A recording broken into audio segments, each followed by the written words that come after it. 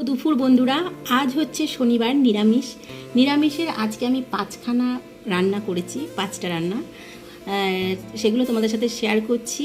দেখো, প্রথমেই সাদা ভাত আর এখানে নিয়ে নিয়েছি 1 গ্লাস ঠান্ডা জল। তারপরেই দেখো আমি প্রথম পাতেই রাখছি এখানে 2টো শসা। তারপরেই দেখো আমি এখানে রাখছি 2টো লম্বা লম্বা বেগুন ভাজা। তোমরা বেগুন ভাজা ভালোবাসো?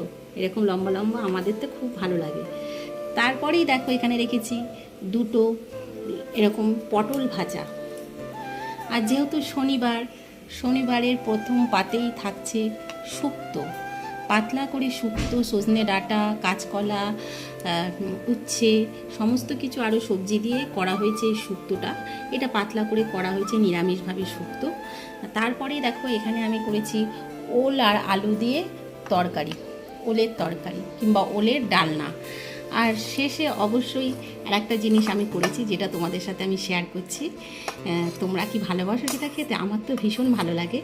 দেখো, এটা হচ্ছে ভেন্ডি পোস্ত, মানে ভেন্ডি পোস্ত আর সর্ষে একসঙ্গে পেস্ট করে এটা আমি করেছি। এটা ভীষণ ভালো লাগে আর ভীষণ লোভনীয় এটা খেতেও। এটা হচ্ছে ভেন্ডি সর্ষে পোস্ত দিয়ে করেছি, ভেন্ডি চচ্চড়ি বলতে পারো। তো আজকে দুপুরে আমাদের শনিবারে রান্না কি কি হয়েছে দেখো।